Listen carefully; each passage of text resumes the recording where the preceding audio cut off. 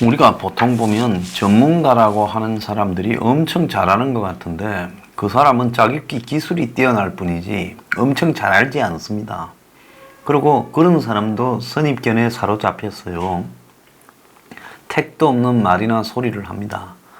제가 이제 과거에 이제 금융계 인물들과 좀 어울릴 그런 일이 있어서 대화를 해보면 한국 유수의 대학교 교수자 사회 활동을 활발하게 하고 금융계의 사회 이사를 맡고 있고 이런 사람들하고 대화해보면 엄청 많이 알 것 같았는데 그 사람이 말하는 수준이 한간에 그냥 유명 인사들 수준이 아니라 그냥 동네 아저씨들 이야기하는 수준에 크게 벗어나지 못한다 하는 걸 알았습니다. 불과 2년 전쯤에 몇 사람을 만나보니까 문재인이 행운이다. 참 세계 경제가 이렇게 호황일 때 문이 이래서 경제적인 문제는 없을 것 같다고 그렇게 떠들어요. 다 경제 전문가를 자처하는 사람들이었습니다. 이름만 들으면 알만한 유명한 사람들이에요. 그래서 내가 듣다 못해서 뭐가 세계 경제가 호황이에요. 이제 좀 이따가 무수하게 푸른 돈을 언젠가는 좀 이렇게 그다 드려야 될 건데 그게 시작되자마자 위기에 빠져들 거고 한국 경제는 지금 문재인 취임 착시 효과인데 6개월만 지나면 위기가 등장할 겁니다. 이랬더만은 다 저보고 뺐다간 놈이거나 황당하다고 생각하는데 지금 보세요. 제 말이 맞았지요. 그래서 제가 정치나 경제를 보고 참 별 사람 없다. 그래서 지식이거나 뭐 내세우는 캐리어 이런데 현혹되지 말고 저는 제 나름의 지식을 쌓아갈 필요가 있다 라는 확신을 하게 되는 계기가 되었습니다. 자, 우리가 또 흔히 이런 맥락에서 일본의 경제가 좋다, 미국의 경제가 좋다 하죠. 그거 다 개소리입니다. 안 좋아요. 수적인 착시 현상이 지배하고 있습니다. 자, 일본 경제가 좋다.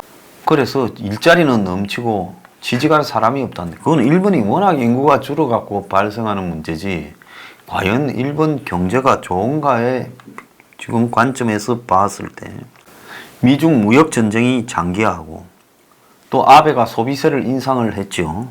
그래서 내수가 축소됐습니다. 일본에도 세금이 만만찮아요. 일본의 이 소비세라는 거는 부가가치세 같은 겁니다.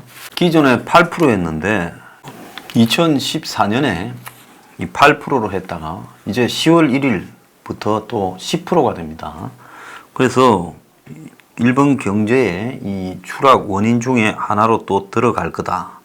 이런 이야기도 나오고 있고 그리고 지금 일본의 이 주력 산업인 제조업체 실적이 10년 안에 최악의 수준으로 지금 가고 있다는 겁니다. 그래서 10월 달에 소비세까지 올리면 그 제조업체들이 만들어내는 물건들이 안 팔릴 거다. 일본 사람들이 굉장히 민감하다는 겁니다. 쓸 수 있는 여력이 한정되어 있기 때문에요. 그래서 일본의 경제 전망치를 일본 내각이 올해 경제 성장률 전망치를 1.3에서 0.9로 낮췄는데 민간의 예상치는 0.5라고 나오고 있습니다. 올해 한국이 1% 성장일 것 같다고 야단인데 일본은 지금 0%대 지금 성장률일 거다. 이런 이야기가 나오고요. 미중 무역 전쟁의 직격탄을 맞아가지고 제조업체 3곳 중에 2곳이 순이익이 급감을 했고 2009년 금융위기 이후에 최악의 상황이라는 겁니다. 자, 이렇게 상황이 안 좋은데 또 아베는 일본의 지금 재정이 안 좋잖아요. 일본 정부의 예산 중에 한 20%가 훨씬 넘는 비율이 아마 이자 갚는 비용으로 들어간다고 제가 알고 있습니다.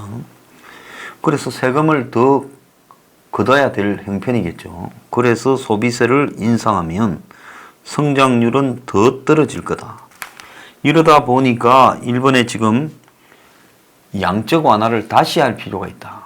그러니까 2008년의 금융위기 때처럼 정부가 돈을 다시 경제를 성장시키기 위해서 풀어야 될 거다. 이런 이야기까지 나오고 있습니다.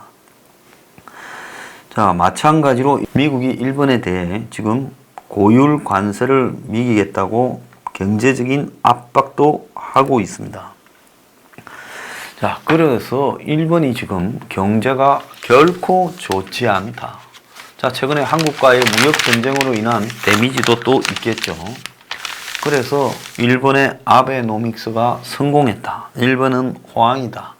라고 이야기하는 한국의 일부 언론들 보도가 말짱 거짓말이다라는 걸 우리가 알아야 되는 겁니다. 그런데 일본 타격 입힌다고 성수기인데 지금 예약을 급감했습니다.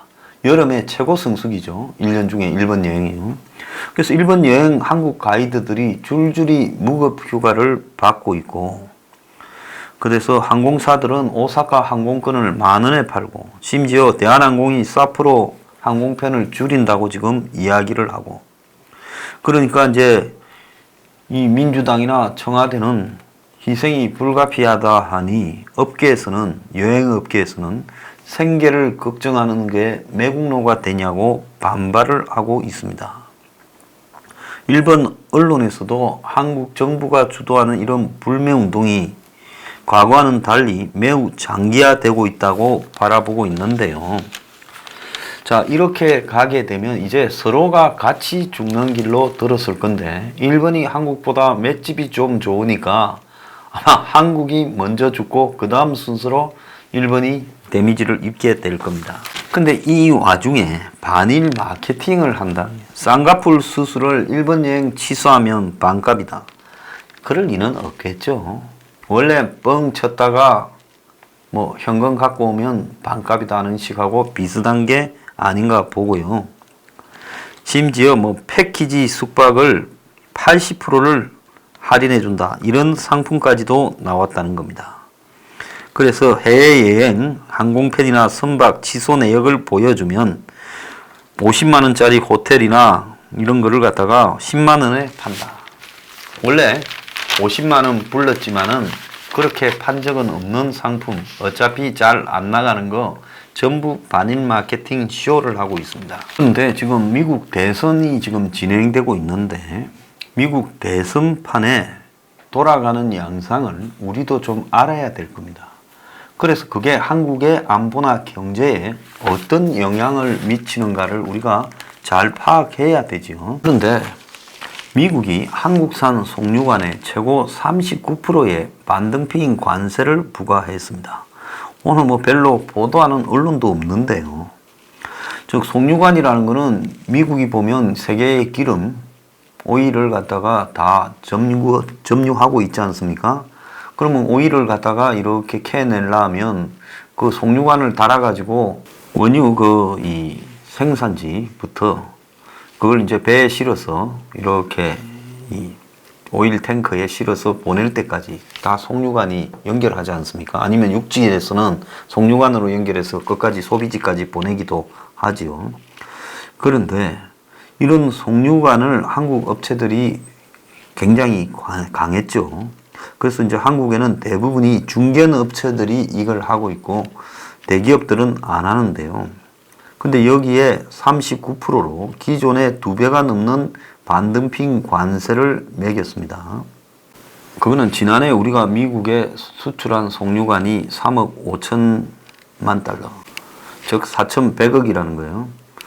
그런데 미국이 여기에 이제 39% 관세를 매긴다는 겁니다. 그래서 지금 이런 식으로 우리가 잘 알고지 못하는 분야에서부터 슬금슬금 미국의 세금이 지금 올라가고 있습니다. 그러면 미국의 트럼프가 이런 미국의 관세를 올리는 이 보호무역을 주도하고 있는데, 그러면 민주당은 어떨 건가 이렇게 좀 보자면, 자, 민주당의 지금 엘리자베스 워렌 후보, 아마 민주당의 가장 경제에 정통한 사람이에요. 하버드 대학에서 그거 강의하던 사람 아닙니까? 근데 워렌 후보가 트럼프와 비슷한, 그렇지만은 좌파적인 경제 애국주의를 공략했다는 것. 그래서 트럼프는 극우적인 경제 애국주의, 그리고 워렌은 좌파 애국 경제 애국주의. 그러니까 과거에 2016년도 선거에서 샌더스와 트럼프가 좌우 포퓰리즘을 밀어붙이던 것과 똑같은 양상이 지금 등장하고 있는데요. 저는 워런이 미국 사회에 돌아가고 있는 서민들의 이 이해관계를 잘 파악하고 있다고 봅니다. 미국의 민주당이요, 오바마 시대에 와서 제가 어제도 이야기했지만은 미국의 서민 대중과 민주당을 지지하는 서민 대중과 완전히 괴리된 월가나 유대인 부자들하고 가까운 IT 업체들하고 가까운 그야말로 엘리트, 부자, 관료 이런 지향적인 정책을 주로 폈습니다. 그러니까 오바마를 굉장히 민주당이나 한국에서는 대단한 듯 이야기를 하지만은 미국의 젊은 사람들이 민주당 지지층이 대부분인데요. 이런 젊은 민주당 지지층들은 오바마 정권을 바라보면서 그야말로 기득권과 결착된 엘리트다 이렇게 바라보고 있어요. 그래서 그 사람들이 지난번 대선에는 오바마가 미는 힐러리를 미지 않고 샌더스한테 대거 몰렸는데 민주당이 가지고 있는 보수성이 그 샌더스를 눌러버렸죠. 거의 팔을 삐뚤어서 제대로 뛰지 못하게 하고 힐러리를 만들어줬습니다. 근데 힐러리가 또 다른 파퓰리스트 트럼프한테 질 거라고는 꿈에도 생각을 못한 거죠. 샌더스가 차라리 민주당의 후보가 됐으면 아마 비슷한 스타일이니까 트럼프가 졌을 거라고 저는 봅니다. 그런데 이번에 워런은 샌더스가 가지고 있는 좀 어설픈, 샌더스는 운동권 출신이라 가지고 좀 어설프죠. 근데 이 워런은 공부도 잘하는 사람이라서 엘리트란데 서민적이고 또 미국 사회의 문제를 좀 알고 있습니다. 그래서 이 사람이 신자유주의 이런 부분을 이야기하기보다는 오바마처럼 경제 애국주의를 말하고 있습니다. 무역은 미국 노동자와 가정에 도움을 줄 때만 좋다. 우리가 무역에 대한 접근을 바꿔야 된다. 이게 뭔 말이에요? 트럼프의 Make America Great Again, 아메리칸 퍼스트하고 똑같지 않습니까? 그러니까 이렇게 될 수밖에 없는 게 지금 세계적 추세고 미국의 추세라는 거예요. 그래서 엘리자베스 워런이 대선 공약으로 좌파 보호무역주의를 내세우면서 미국 무역 정책을 전면적으로 바꿔야 된다고 말했습니다. 그러면 앞으로 트럼프가 또 한술 더 뜰 거예요. 보호무역으로.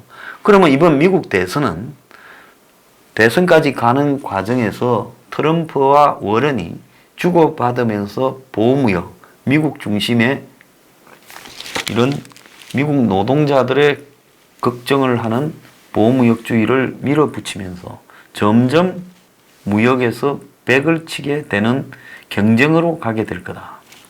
이렇게 보입니다.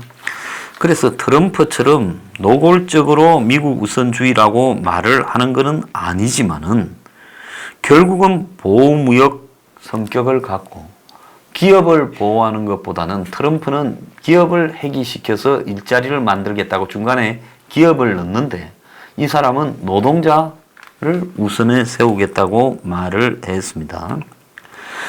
워런은 미국이 좋은 일자리를 만들고 지키기 위해 임금과 농가 소득을 늘리고 기후변화와 싸우며 약값을 내리고 전 세계적인 삶의 기준의 향상을 위해 미국의 협상력을 사용할 거다라고 말을 하며 무역정책 개편을 언급을 했습니다. 우리 조건에 따라 미국 과정에 도움이 될 때만 국제무역에 관여할 것이다라고 말을 하며 협상 상대국의 노동, 인권, 환경 등에 대한 기준을 제시했다. 그러니까 미국에 물건 팔아먹으려면 너네 나라의 노동이나 환경 조건도 봐야 되겠다. 이 말은 뭐예요? 비관세 장벽을 쌓기 위한 가장 좋은 핑계지요. 너네들이 노동 기준이 열악하면 우리는 그렇게 생산한 물건을 쓰지 않겠다. 환경 오염시키면서 생산한 물건을 쓰지 않겠다 하면 어떻게 됩니까? 미국에 들어오는 비용이 높아지게 되죠. 자, 그리고 협상 타결 전 합의안을 대중한테 공개하겠다. 그래서 청문회를 이렇게 해버리고 하겠다니 협상이 타결이 잘 되겠습니까? 기업 외 소비자, 농촌, 지역 대표를 다 협상 자문단에 참여시키겠다. 이거 다 여기서 협상이라는 건 다 무역 협상입니다. 그러면 농민들이 덜고 일어나고 지역이 우리 공장이 없어져가 노동자들이 다 백수됐다 할 거고 쉽지가 않겠죠. 자, 투자자 국가 간 소송 ISD 이거는 주로 미국이 비소대요.